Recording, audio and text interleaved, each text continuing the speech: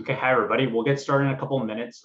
Folks are getting let in right now, so we'll get going in like a minute or two. Thank you.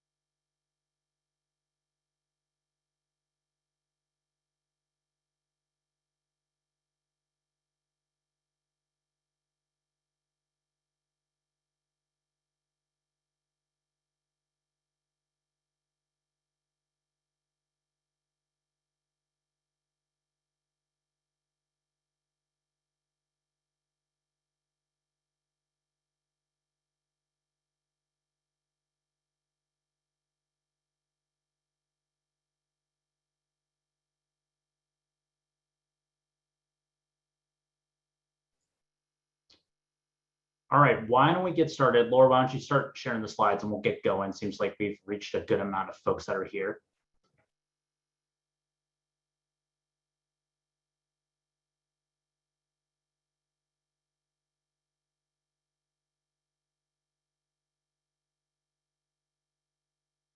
Awesome. So hi, everybody. My name is Ronnie Lau, and I am a federal lobbyist with NEA's Government Relations team. We're so happy that you are all joining us today to talk about the Public Service Loan Forgiveness Program, PSLF for short, and the temporary waiver that got implemented about 6 months ago. So we have some exciting updates to talk about the background of the program and hopefully get some of your debt forgiven for this near future. Let's go to the next slide. So just a couple of housekeeping items before we start. So this is a really easy tool that I want folks to take a look at real quick to see if you likely qualify for PSLF and to get some of the latest news from the National Education Association, including future webinar invites just like this one, and any resources that we develop on student debt. You can text student debt, that's one word right there at the very top, to 48744, and that will take you to this really neat survey that you see on the left side of the slide. And it's just a quick form that you can fill out. This is a really good way about how we can figure out if you qualify for public service loan forgiveness or not, loosely in some way or another. And it's just a really easy way. Once you complete it, it will send you to the resources and all the numerous different things that we have available out there on public service loan forgiveness and all our different unique tools that we have to help you get some of your debt forgiven and get your finances a little bit in a better place. Obviously, the National Education Association cannot do anything without our amazing union members. Our power to create these types of changes that we're about to tell you today is heard from all across the different avenues and halls of Congress and the administration, and it's all because we're members. And if you're not a member of the NEA, to take advantage of some of our resources and all the many things that we're providing here, we hope you consider joining us today. You can head to nea.org/join to learn more. A couple other housekeeping things. So if you have any questions, please hold them to the very, very end. We have a Q&A portion designated for about 15 to 20 minutes. If we don't get to your question, we will try our best to get to it in a written format, and we'll get to it afterwards where we disseminate a very large Q&A in a Word document to all the folks that attended this webinar. If you do have a question, please put it in the question and answer box opposed to the chat. That gives us a much easier time to go log it and also, of course, track it to get to your question later on down the road. I do see early on that there's a lot of folks that are asking if this webinar is being recorded, and yes, it is. So if you do miss anything, or we'll need to circle back to something later on down the road, we'll be definitely sharing that in the future. And we'll go to the next slide now to begin our presentation. So I will here actually turn it over to Jeff Burt, who is a staff attorney with the National Education Association, and he's going to walk you through the history of what is public service loan forgiveness. Jeff. Thanks, Ronnie. I appreciate it. I'm so happy to be here with all of you. I love to see that participant number climbing. We certainly want to get our message out far and wide and soon, as I'll explain. Before I begin, I'd like to also just thank Laura Petty, who's controlling the slides and will be participating in the question and answer in a little while. Laura is a law fellow in NEA's Office of General Counsel, who I have the absolute privilege to work with, along with Ronnie, who it's just such a pleasure to work with him as he takes the leadership over this important work for NEA. So, what is the Public Service Loan Forgiveness Program? In 2007, Congress enacted PSLF as part of a broader bill that was designed to make college more affordable. This was a truly bipartisan effort that was signed into law by George Bush. The law represented a promise to public service workers that was, on its face, quite simple. If you work as a public servant for at least 10 years, during which time you make 120 on-time monthly payments on your student loans, then the Department of Education would forgive the balance of your federal student loans at the end of that 120-month or 10-year period. What does the PSLF not do? It doesn't require you to be a low-income individual. There's no means testing. It doesn't matter what your income is. You can qualify if you work as a public servant for 10 years and make those 120 payments. You don't have to earn a specific type of degree, or indeed any degree. As we know, many people take out student loans and never complete their education. So it doesn't require any type of specific degree. And there's no cap on the amount of loans that can be forgiven. If you work as a public servant for 10 years and make 120 payments, you will realize the promise of loan forgiveness, or that was the intent of the program. Now, as we'll discuss in a moment, this was proved to be largely an illusory promise in the early days of PSLF. And as Ronnie will then get to, we'll talk about all of the improvements that have recently been made. Laura, if you could advance the slide. So who is eligible for loan forgiveness under the PSLF? And the answer is quite simple. It's public servants. This includes employees of federal, state, and local governments, and it includes school districts. It also includes employees of many nonprofit organizations, including many private elementary and secondary schools and private colleges and universities. So for our members, it's easy.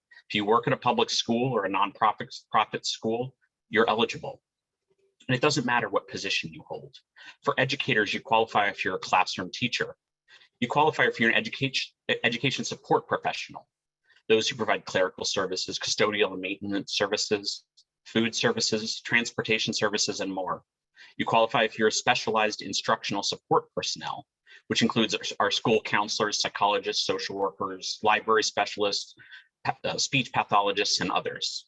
And you qualify if you're a faculty member in higher ed, which includes adjunct and contingent faculty members. Now, the one additional requirement is that you work full-time. Full-time is defined as more than 30 hours a week, or an average of 30 hours a week. Now, I'll say here that we get a lot of questions from particularly classroom teachers about what this means over the summer break. And what that means, you do qualify for payments made over the summer break, even if you are not in the classroom at that time, provided you have a contract that lasts for 8 months or longer and your employer treats you as a full-time employee. So you may have the summer off, but you're still considered an employee with that continued expectation of employment come fall or late summer. And if that's the case, then payments made during those periods of time also qualify. Likewise, if you work for two different employers, maybe you work part-time for one as a public service worker for one employer, and then part-time for another. Maybe you split time between two districts. As long as you hit that 30-hour average mark, when you combine the hours of two different positions, you qualify. If you could advance the slide, Laura. Now, this is simple, but it's not that simple. There are a number of technical rules that must be followed that in the earlier days of when the forgiveness period hit or came about prevented many people from receiving loan forgiveness. You must have the right types of loans. First of all, private loans do not qualify for the PSLF for loan forgiveness. Only federal direct loans were eligible for forgiveness. And some of this has changed, so I'm speaking past tense. The program did not cover federal Perkins loans or federal family education loans, which are called FEL loans, despite the fact that millions of borrowers continue to pay on these loans today. And these loan programs are no longer around and haven't been for a number of years. But loan payments made against these type of loans did not qualify. You have to have the right loan servicer.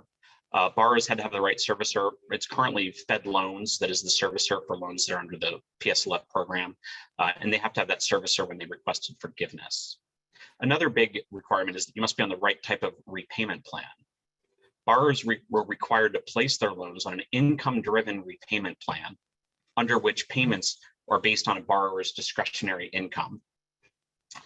And you must certify your job by completing an employment certification form, which we refer to as the ECF, and having your employer or all employers that you have during the period of repayment, all public employers, sign off on that ECF and to fill it out completely.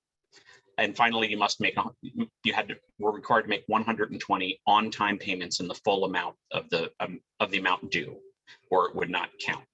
So these requirements, they also may sound straightforward, but they really have resulted in problems with people's ability to obtain their promise of forgiveness. Laura, if you could advance the slide. So these technicalities led to huge denial rates of PSLF applications.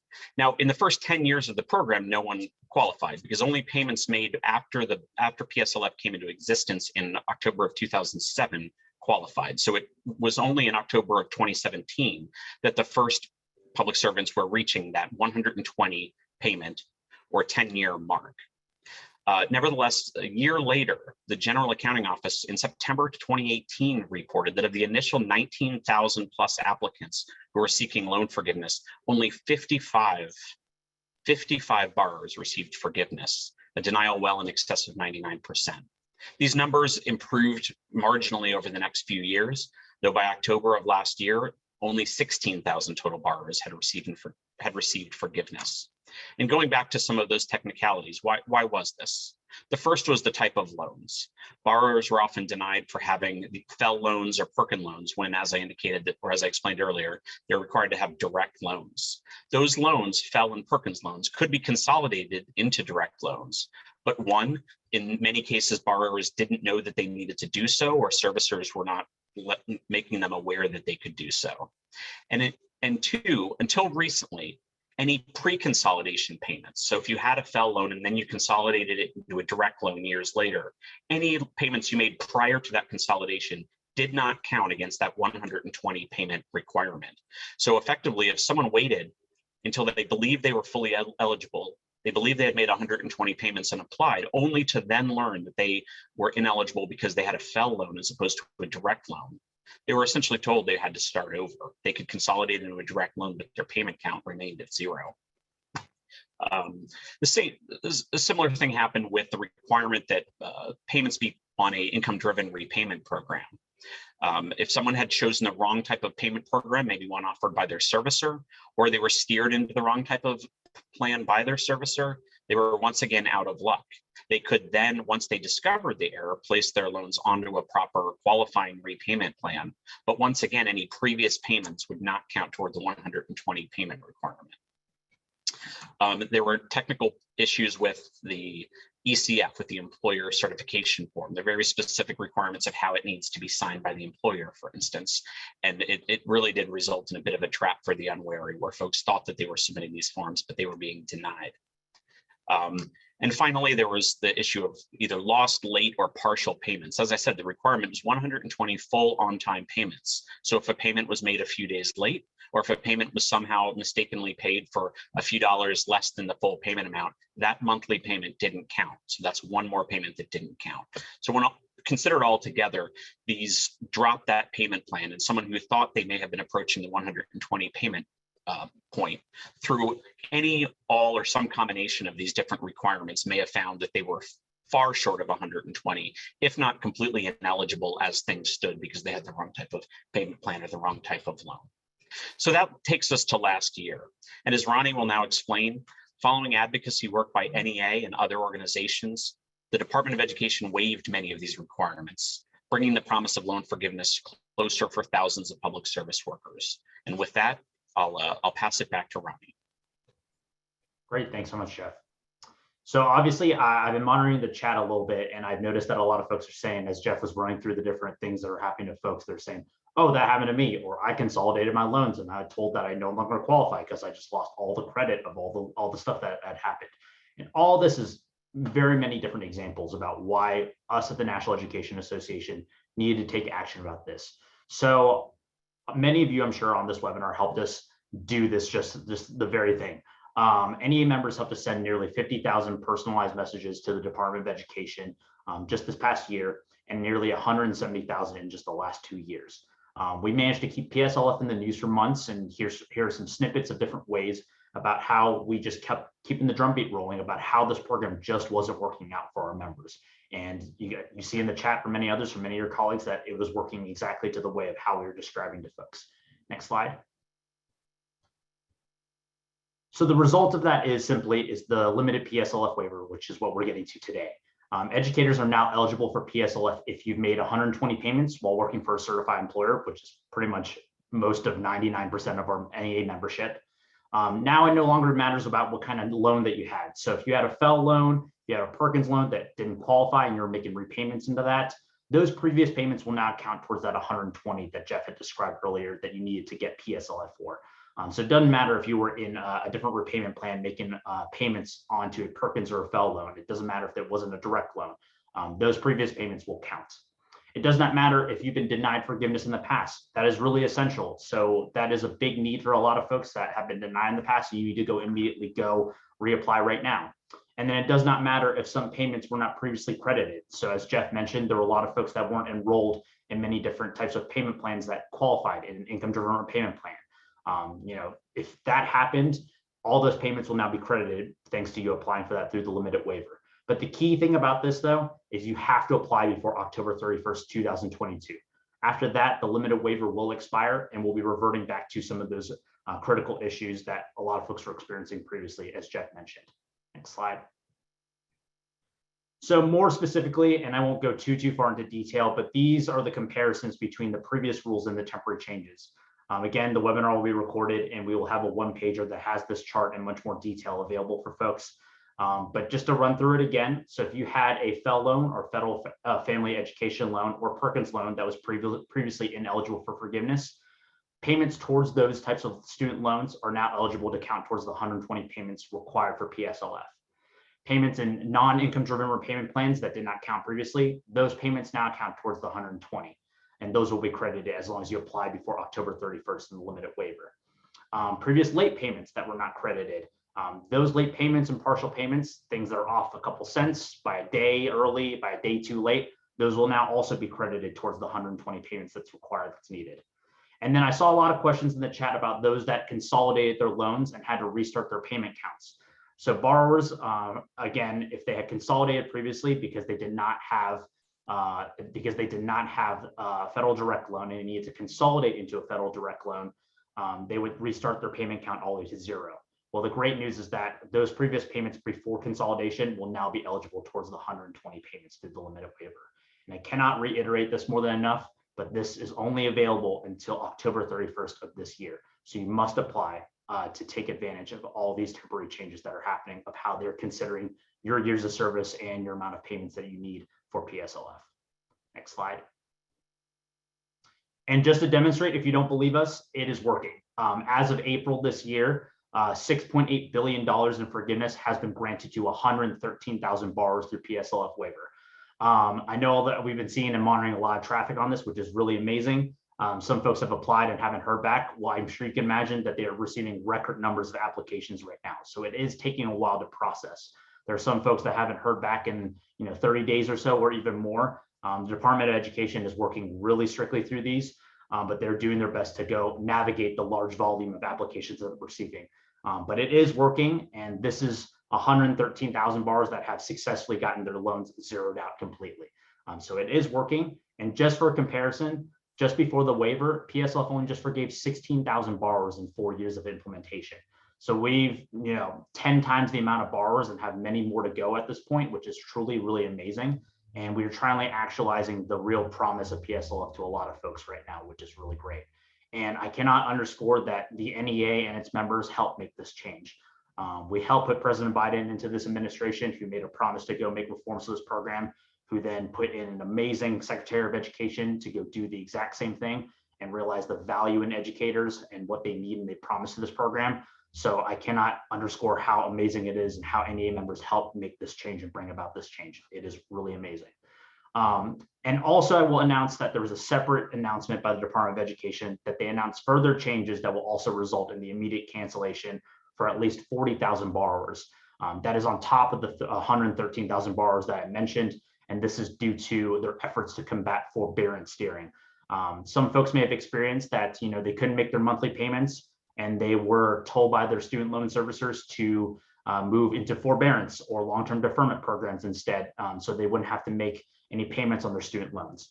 Unfortunately, if you were in forbearance or deferment, those years of your service don't count towards public service loan forgiveness because you weren't in repayment.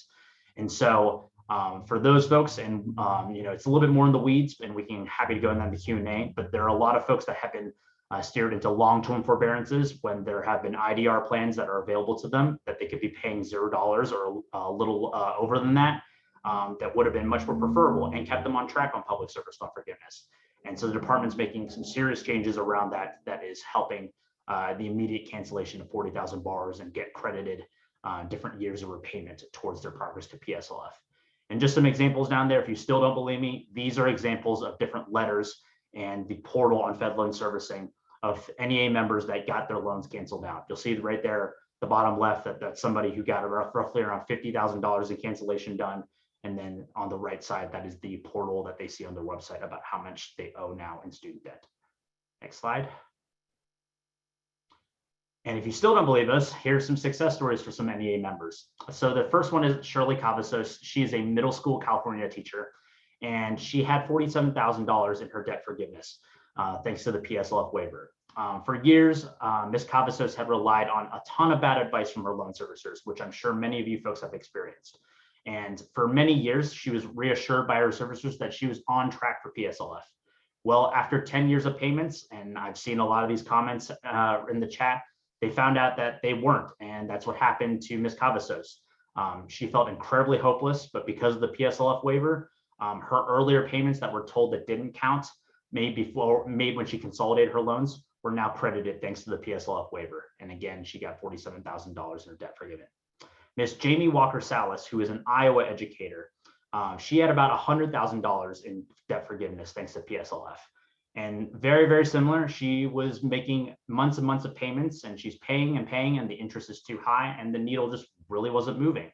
And finally, thanks to the limited PSLF waiver, she had some older loan payments that were previously ineligible. So a little different scenario where it wasn't about consolidation, but she had older payments that was enrolled in a different plan that wasn't income-driven repayment. But thanks to the limited waiver, those were all retroactively credited, and that brought her that forgiveness that she had. She even also got a small refund of overpayment because they realized that she had over 120 payments in terms of her PSLF application because of the number of years and length that she was in repayment into her student debt. So there's just two examples there. So what do our borrowers have to do? And we'll walk you guys through how to apply thanks to a very special guest that we have today. But specifically, the first thing that folks need to do is you need to visit studentaid.gov/PSLF, and you need to log in with your federal student aid ID or create one. This is separate from what your student loan servicer login information is, but it's important to update your FSA ID because this is the contact information that the Department of Education uses to notify you any changes to the PSLF program and is the correct contact info that they'll be using to contact you about anything regarding your application. And so it's essential that you have to update your email address and also your current mailing and also telephone number on that. So there's a couple of different scenarios here, and it all depends on where you are and what types of student loans that you have. So if you have a federal direct loan and you have applied for PSLF, you should receive automatic forgiveness in the coming weeks, as long as you've made the 120 payments or provided 10 years of service. Again, as I mentioned, there is a record number of applications, and it is taking quite some time right now for them to get through a bunch of applications. But rest assured, as long as you applied before October 31st, the Department of Ed has made and acknowledged that you will get your application logged in and acknowledged in some way, and to take advantage of the waiver as long as you apply before that October 31st date. So if you have federal direct loans that you've not applied for PSLF, you need to apply for PSLF. And we tell this caveat at the very end that you should do it anyways, even if you haven't reached 120 payments or 10 years of service. I saw a couple of folks that say that they haven't been in the profession that long or have met either of those criteria, but we still encourage you to go apply for PSLF. And that is because of your payment history on your student loans, you may have previous payments that did not credit previously towards PSLF to many of the different issues that Jeff addressed earlier.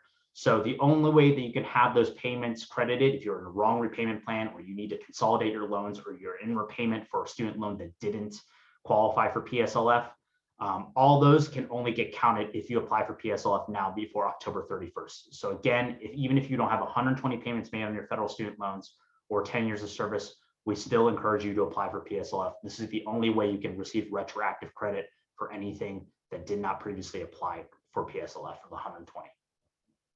And then for others, those especially who have older loans called FFEL loans and Perkins loans, these are usually loans that occurred before 2008.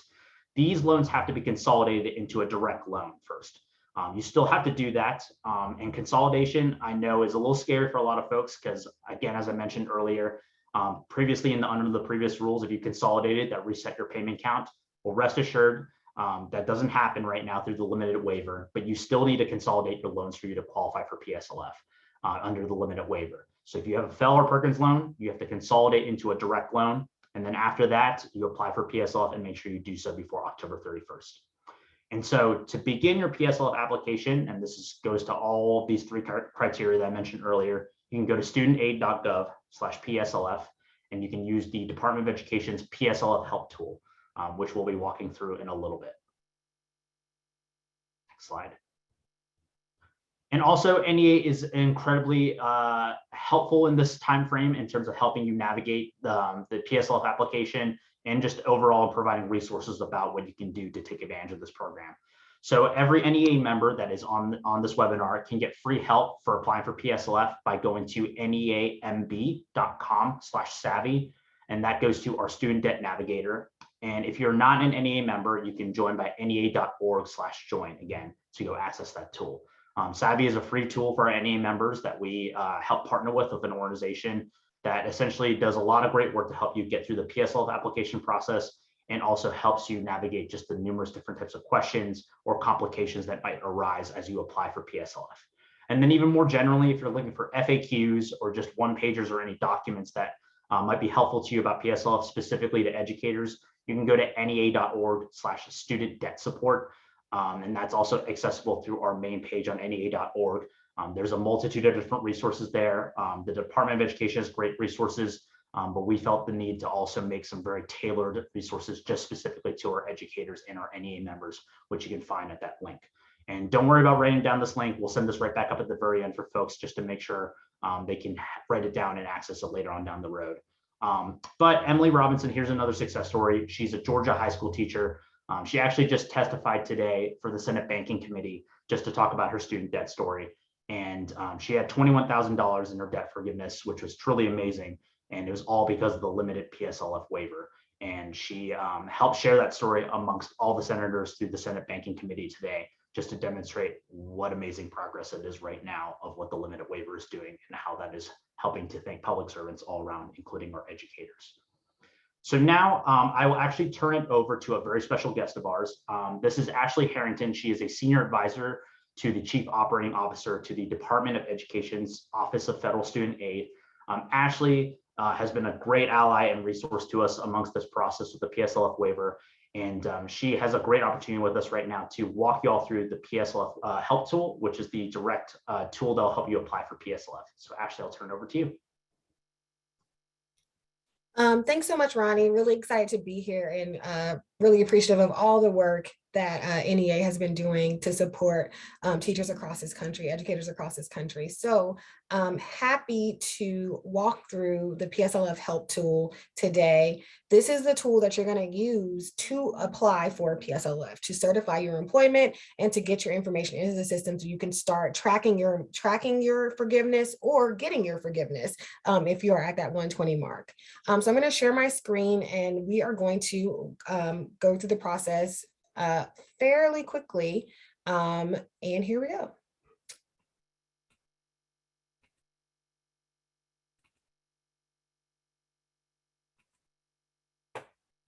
Okay, can everybody see that?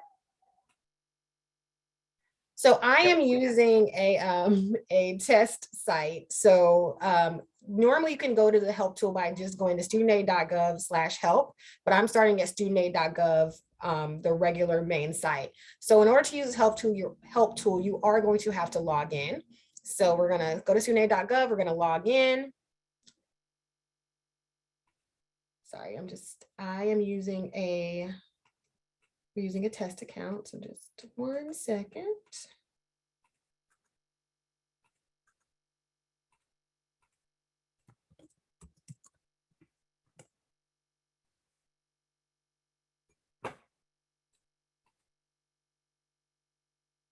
Okay, so you're logging into student.gov. This thing pops up telling you only you should use your account.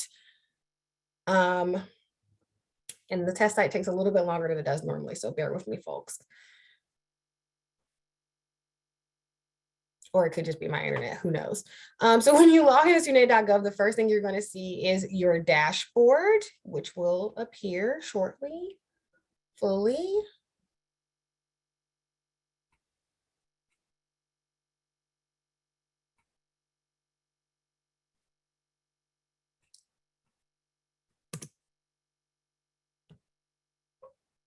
I tried this earlier, it did not take this long. But your dashboard, normally here you would be able to see your loans. And you could go through your loans and do a loan breakdown, and that's how you can see if you have what type of loans you have, if you need to consolidate or anything, as was talked about earlier. There we go. So you can see your aid, you can go view details on your loans, you can see when your upcoming payments are. So your student.gov dashboard is your friend. But if you scroll down to quick links, you'll get to the PSLF help tool. Again, you can also access this by going to studentaid.gov/PSLF. So the PSLF help tool is here. There's a little brief blurb about using it, and then you're going to click start. Just tells you a little bit about the help tool, a little bit about PSLF and how it works, which employers are eligible, loan and repayment plan eligibility, that it takes 10 years to qualify for forgiveness, and encourages you to use this tool every year, which we really do encourage you to submit your forms every year or every time you change jobs, because it doesn't hurt to just get those forms in. You're not required to, you can do it all at once at the end, but it's better to just get them in if you can. And it helps you be able to track your progress, which I personally very much like to do. So the first thing that you're going to do in the help tool is, this is a program that is about who your employer is. So the first page is going to be My Employers. This is where you're going to add your current and past employers and find out whether they qualify for PSLF. So right now, I don't have any employers, or Brian Jones does not. And so if you want to add an employer, you're going to click Add Employer. And the most important thing you're going to need for the PSLF help tool, is the employer identification number. That is the EIN, the federal EIN. You will be able to find this on your pay stub or on your W-2. You cannot proceed through the system if you do not have the EIN. That is what we go by when we're determining employer eligibility and we're verifying employment, that an employer actually exists. So we're going to put in some employers.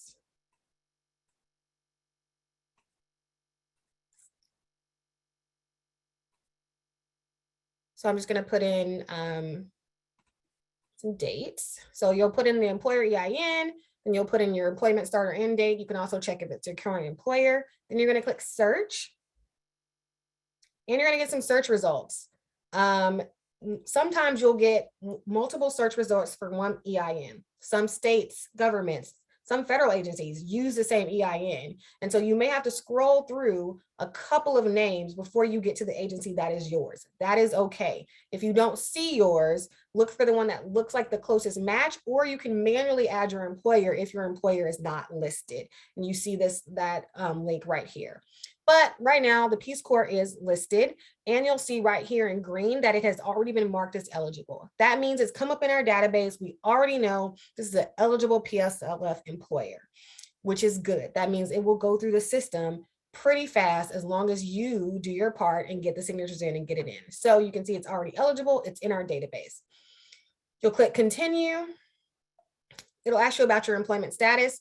To get PSLF, you have to be full-time employed by a public service employer. You can be part-time employed by multiple organizations, and it equal to full-time as long as all the orgs are PSLF eligible orgs.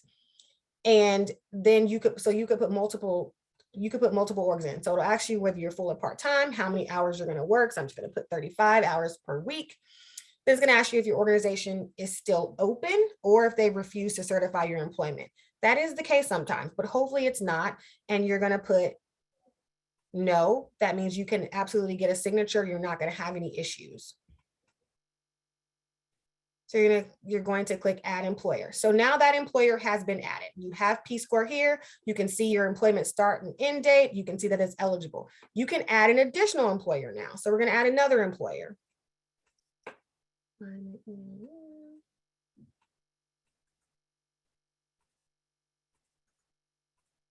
Nope. There we go.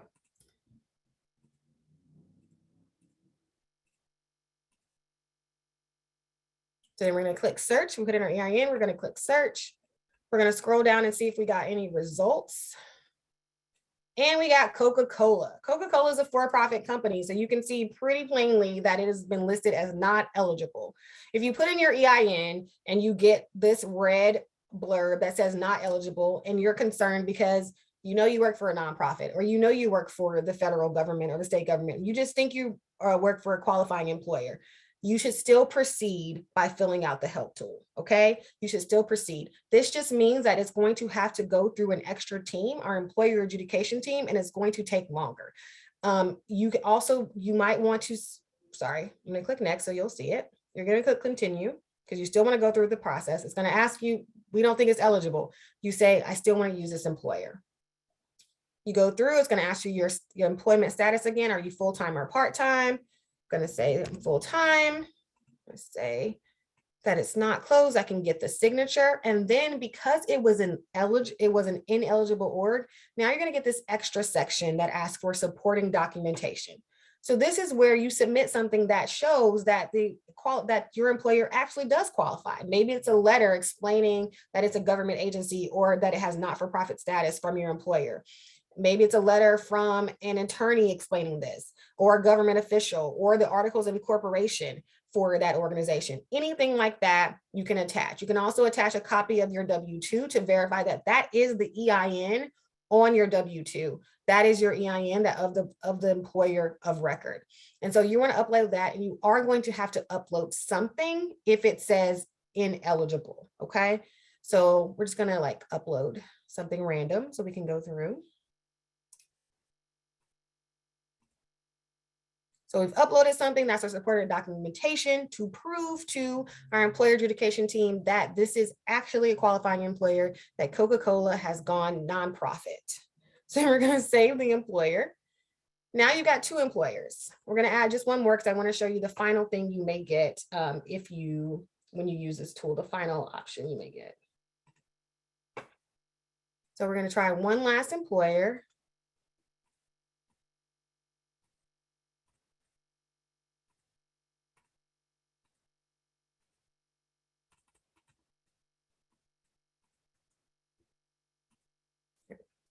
We're going to click search. And so now we have Mentos. I think Mentos the fresh maker, maybe that candy, and you'll see that in yellow, it says likely ineligible. That means that it is just not in our system one way or the other, recorded as eligible or ineligible. That also means it's going to have to go through our employer adjudication team as they try to verify whether it is a qualifying employer or not. So we have this great database that's hooked up to this system, but it is not exhaustive. It does not have every single employer that will count for PSLF. And so you may get things like likely ineligible. But again, the same way you would if you got something that said ineligible and you didn't agree with it, you're going to continue with the process, fill out the form, and it's going to go through our team that's going to determine whether it is ineligible or eligible. So you're going to click yes, this is it. And so likely ineligible, I know it makes you, it has a terrible connotation to it, but you should think of it more as undetermined. So not that it's likely ineligible, just that we don't know anything about it. So think of it as undetermined and say, yes, I still want to use this employer. So then you're going to have to put in a bunch of information for that employer because it's not coming up in our system. So we won't have the address, we won't have the city, we won't have the, I I guess I could put a real city or a real address, but that will take me longer. Sorry, I will do a real city since that will probably make it work.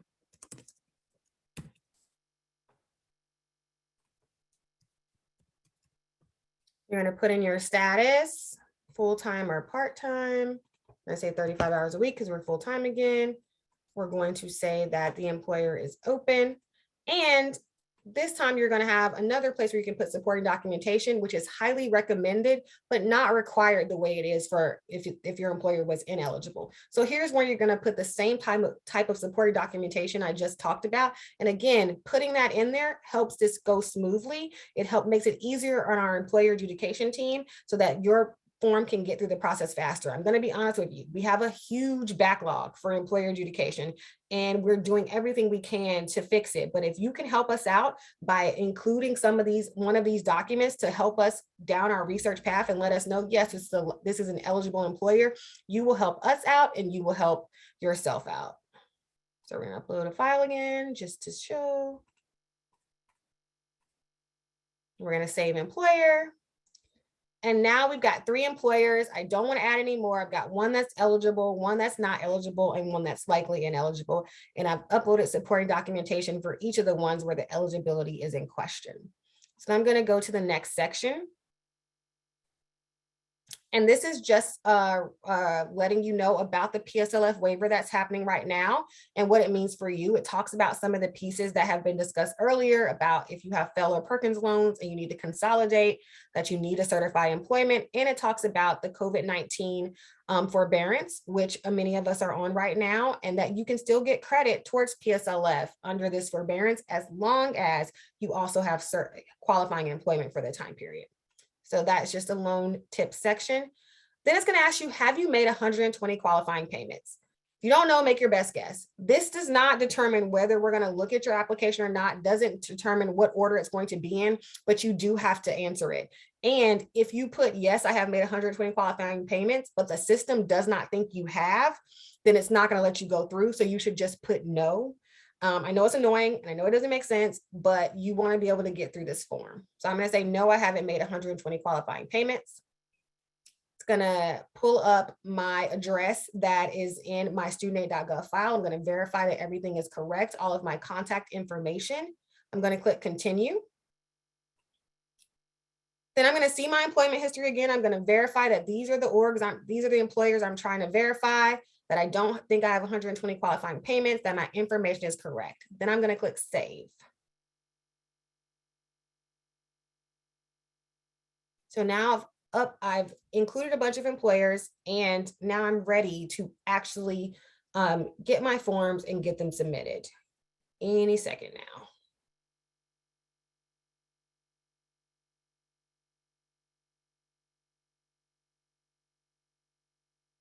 Okay, so you're going to get this. You completed the help tool, but your application has not been submitted. That is because you are now going to have to print. You're going to have to download and get your form signed. So you'll be able to download your form. Now, because 2 of my employers were ineligible or likely ineligible, I will not get forms right now to sign for those employers. I will only get a form for the employer that is definitely eligible, the Peace Corps. The other ones will have to go through employer adjudication, and then I will receive those forms if they turn out to be eligible, and then I can get them signed. So you're going to fill it out. You're going to, it'll generate a form like this. The first page is just information about what you need to do next. This one is not reflecting the waiver, so I don't want to pay too much attention to that. I'll show you the real form that you'll see right now next, but it'll generate this form. It has all of your information. It'll have your employer in there. You're going to sign it here, and then your employer is going to sign it, an authorized official, usually someone in the HR department or someone else who's been designated by your employer. Keep in mind, there are special rules for signatures. You can't use a digital signature. You can use a wet one where you print it out and actually sign it, or the one that you sign on your trackpad. You also can't use cursive font or anything like that, just by typing it in, we do not accept that. It will get sent back. Trust me, mine has gotten sent back and it is very annoying. And these rules are for your signature as well as the person from your employer who is signing your form as well. So make sure that you're using the right type of signature so you don't get sent back on a technicality and have to redo it. So you're going to receive this form, you're going to get it signed, and then you're going to be ready to submit. And you can do that one of three ways. You'll be able to, if you already have Fed Loan Servicing or FIA, who is the current PSLF servicer, you can upload it directly on their platform, or you can mail it in, or you can fax it in. I know, fax or mail. That is the way it has to be done. And then it could take up to 4 months to review, depending on if it's eligible or likely ineligible or ineligible. But you will get some sort of contact from FIA saying we've received your form and we are verifying your employment, and you will receive an update soon. And in the meantime, they could recommend that you apply for consolidation if you need to, or change your repayment plan, because after the payment pause ends, you are going to want to probably be on an IDR plan if you want to continue working towards PSLF and you don't have that 120. And if you're in default and you want to get out of default and loan, I'll have some information there. So those are the main. That is how you submit a form. You also don't have to go through the help tool. You can just download the paper form and fill it out yourself, but we really do recommend using the help tool and going through the form. It just makes it easier for us to process. It makes it easier for you to get your credit and to get your credit quicker. So we really want to make this process painless. We're doing other things in the future. We are going to have digital signatures at some point. We are one day you're going to be able to submit it right on studentaid.gov. We are working on those things, but for right now, there are still these pieces. And you want to make sure that you are, dotting those I's and crossing those T's so you don't have to send something back like I did. So I think I'm going to stop sharing now and turn it back over.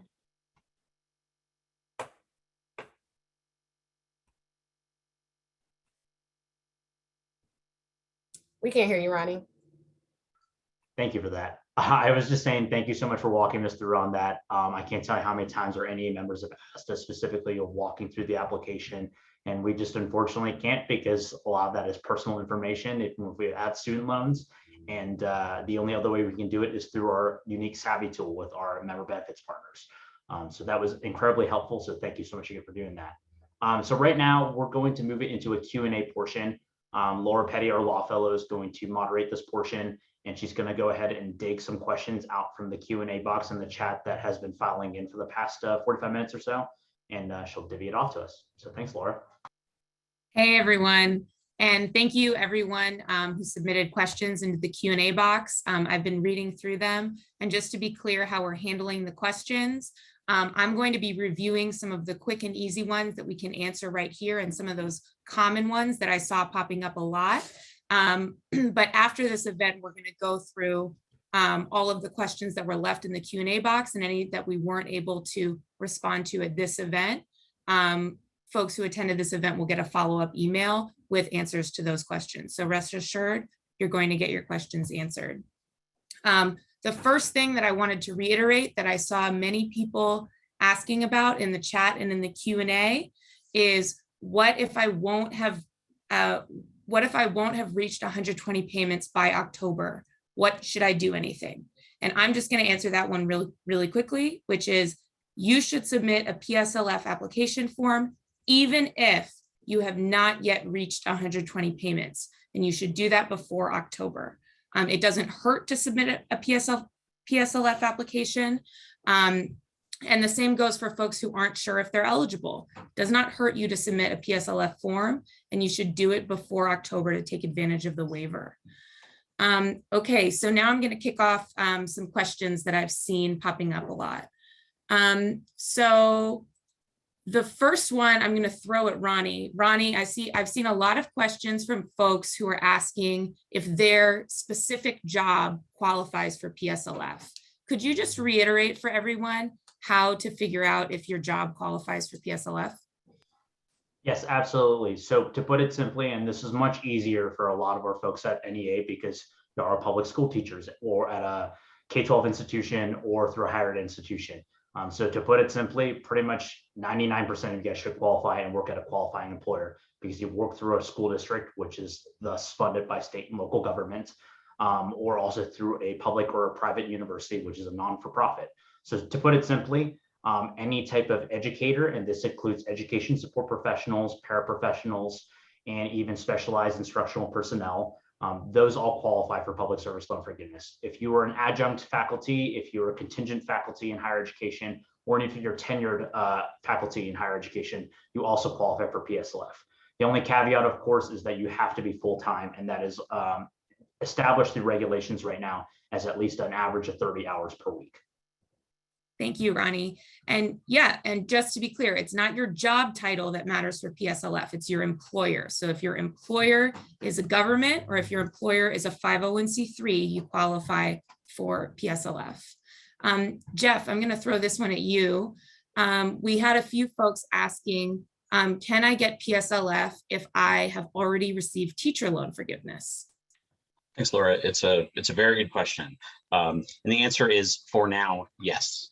Like a lot of our answers under the teacher loan forgiveness program, if you have received the promise of forgiveness under the teacher loan forgiveness program for 5 years of payments, those 5 years can also be counted for purposes of PSLF. That is not the way there is actually a prohibition against that, absent the waiver, that prohibits kind of the double benefit there. But under the waiver, you can in fact qualify for that. So as long as you submit your application before October 31, 2022, you can kind of double up on those payments and receive credit for them. Thanks for the question. Yes. Thank you, Jeff. Common theme here: submit the form before October 31st to take advantage of the benefits. Ashley, I'm going to ask you this question. I heard a bunch of folks asking about if they've worked for several different qualifying employers since, if they've worked for several different qualifying employers. One person asked, is there an easy way that I can enter the information from all the different school districts I worked for?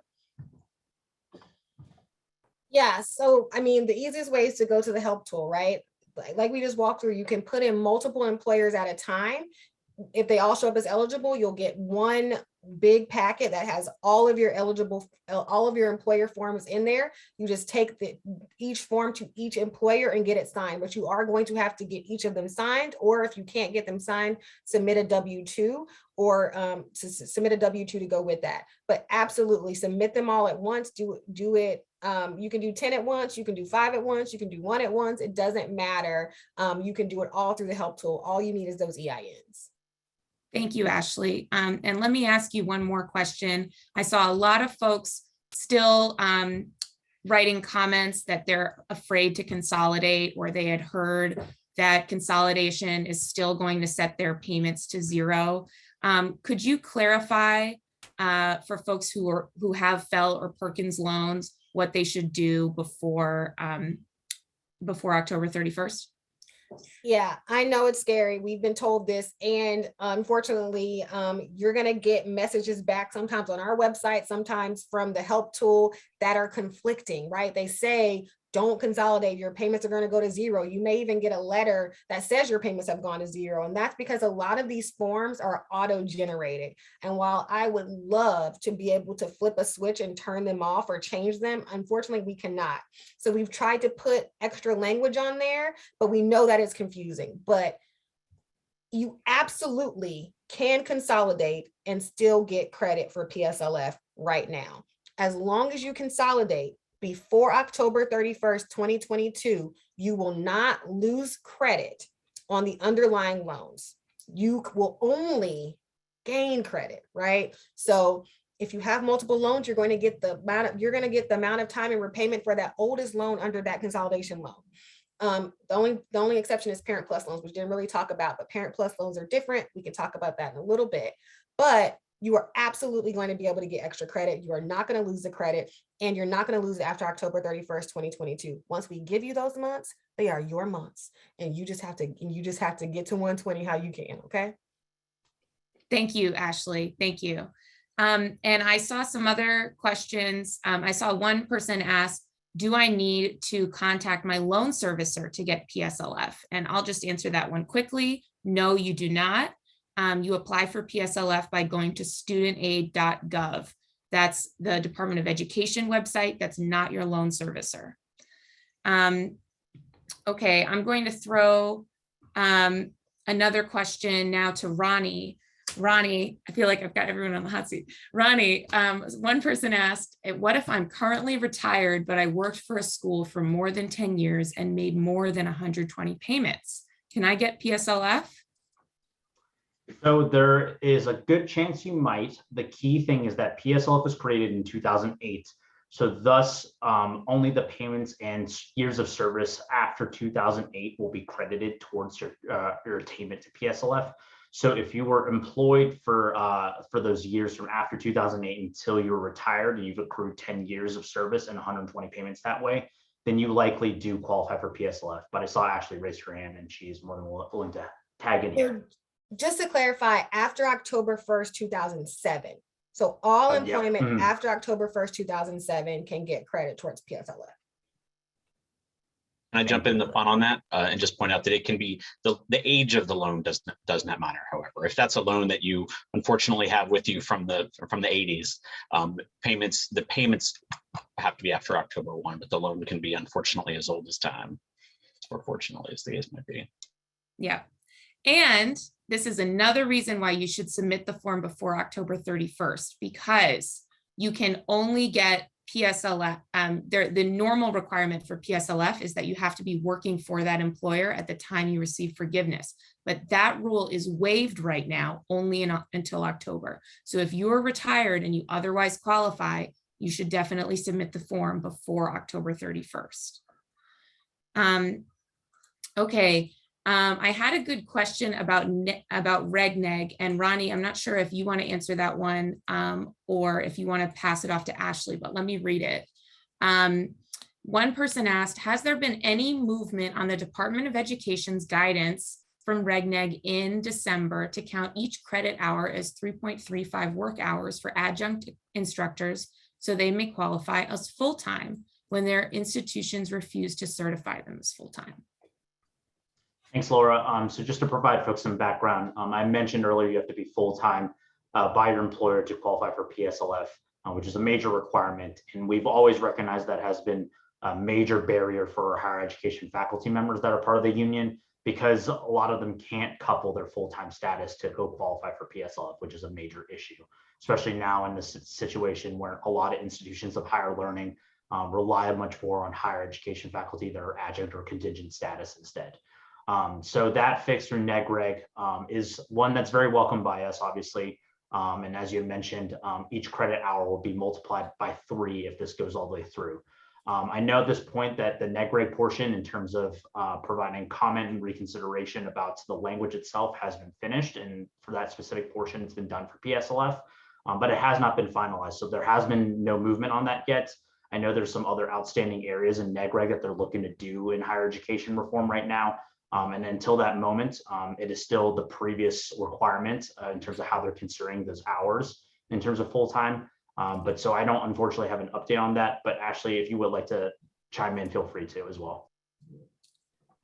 No, that process is ongoing. So we have not put out any new rules or anything like that, the draft rules. So, but as soon as we do, everyone will know. Okay, thank you, Ronnie and Ashley. I just saw some quick questions that I want to fire away. First is someone asked, who has to consolidate their loans? And the answer is that I'm just going to answer really quickly is if you have loans that say FEL, F-F-E-L, or Perkins on the front, when you log into your student aid account, those loans need to be consolidated. And there was another question that said, where do you consolidate? And the answer is that you also do that at studentaid.gov. It's all at studentaid.gov. And if you want step-by-step instructions of how to consolidate your loans, the NEA website actually provides that for you at our student debt page, which we will provide the link for again shortly. Another person asked if grad school loans, if grad plus loans can be forgiven. Yes, all federal direct loans qualify for PSLF. Doesn't matter if they were grad, undergrad, whether you graduated or not. Okay, Ashley, I've got another one coming for you. Someone asked, I have been in deferment for a long time. How do I get out and get on track for PSLF?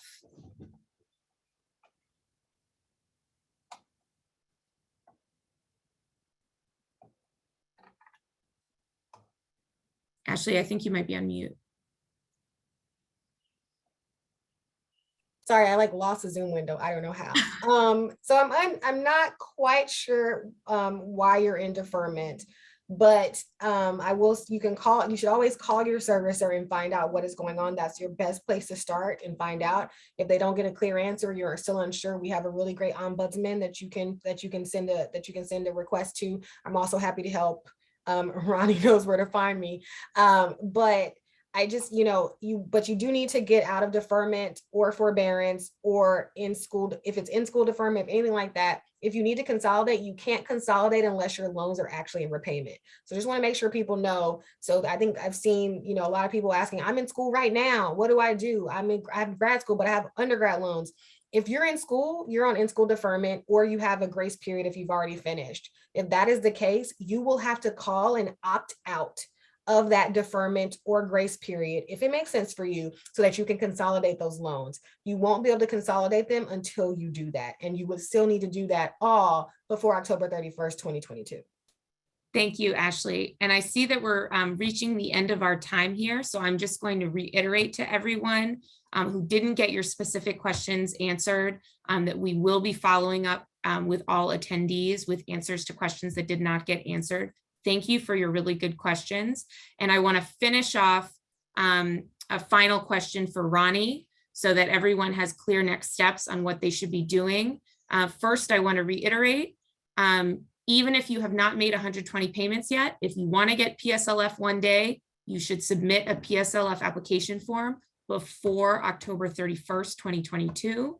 You can find the form on studentaid.gov. That's the federal government's website, or the Department of Education's website. Okay.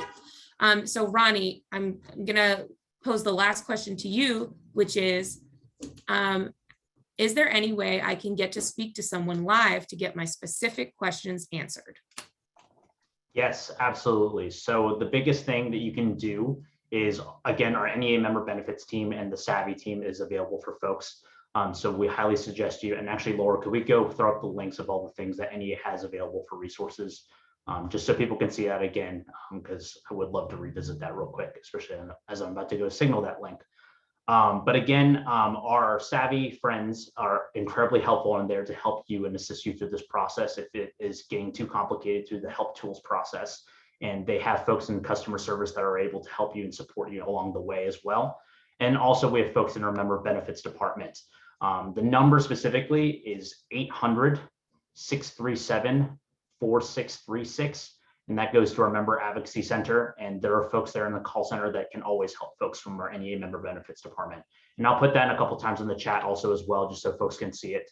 But those are some numbers that you can obviously key in these links here that will help folks navigate through this process and obviously go through the Savvy tool if you need to go do that. And the help tool is a little too complicated for you to go through. But yeah, we'll leave this up a little longer if we can, Laura, before we close out, just so folks can write down and jot down these links. But either way, again, the webinar is going to be recorded, so we will send that out as soon as possible. It'll be likely uploaded to NEA's YouTube channel, which we'll send a link out to all registrants, not just the attendees tonight, and also the answers to all the questions that we did not get to live. So thanks so much again for joining us.